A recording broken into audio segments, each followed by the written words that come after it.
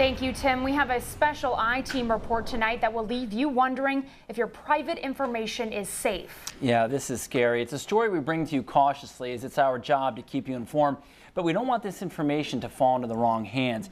Chris Luther joins us live in the studio right now. Chris, what did our investigation uncover?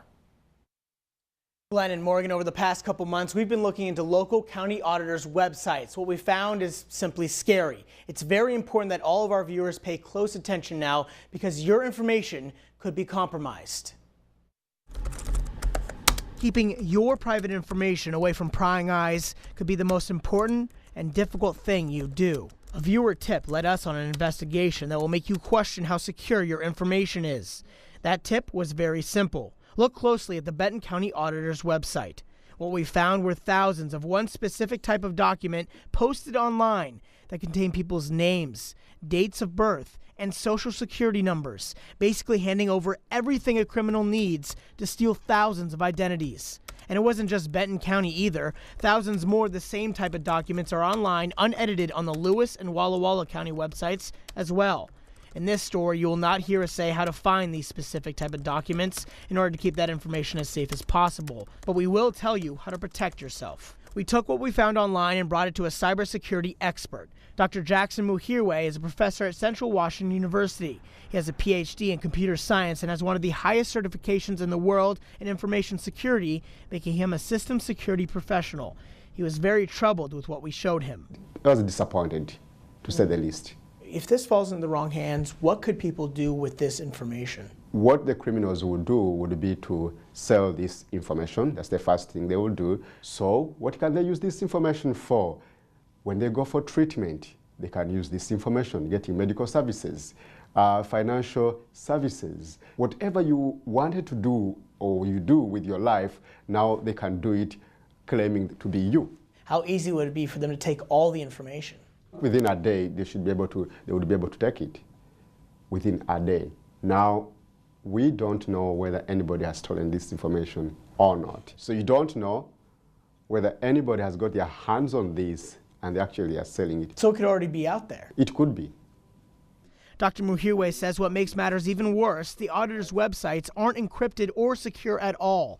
No password or username is needed to access the info. It's open for anyone with a computer to see. What would this mean to someone whose identity is stolen because of this? It's going to affect their entire life henceforth, because getting out of an identity theft is really very difficult. Getting a new social security number is not anything that you are going to say is going to be easy. What do you think of the auditor's actions putting these documents online? This being part of the auditor's office, I think they should have done maybe a better job. Because they are auditors, they are supposed to audit. It is to some extent careless, to some extent. It is to some extent done out of naivety. How and why did this information get posted so freely online? After weeks of talking to Benton County Auditor Brenda Chilton about the problem, she agreed to meet with us in our Kane DU studios. Do you feel sorry that potentially this could have harmed people? I do. It does bother me. There's always the possibility of that in other situations as well, of course, and we want to do everything that we can to be able to minimize that and encourage people that if they know that information is out there, let us know and we'll redact it. How did this happen? Yeah, you know, it's a real quandary that the auditors throughout the state have faced. It was not uncommon a couple of decades ago for mortgage companies or state agencies to include more personal information in documents before it was recorded. Those became public records and will continue to be public records, you know, for the end of time. When did you first know about this particular series of documents? Well, when you contacted us, that was the first time that we realized that this series of documents was a problem. Right now, the only records that are available online are back to 1984. Unfortunately, I think that the farther you get back, the worse the problem will be. Why is it a good thing to have these documents online at all? You know, because the public, they want on a regular basis copies of documents that apply to them either personally or they're doing genealogy research. With this series that we have uncovered, what is happening? So we have a part-time person that comes in after school that works on other projects for us, and we've assigned that to them. She's doing it year by year backwards. She's actually physically reviewing each one of those documents, and the software has a tool in it that allows you to black out that just on the image. And is there any way to know if anyone has accessed this information en masse to have all this info? No, we, we aren't able to track those types of records. So you don't know if this stuff has been gotten into the wrong hands? No, no. Whether it's an auditor's website or a hacked private company, Dr. Muhirwe says our information can easily fall into the wrong hands, and it's time that all of us do what we can to protect ourselves.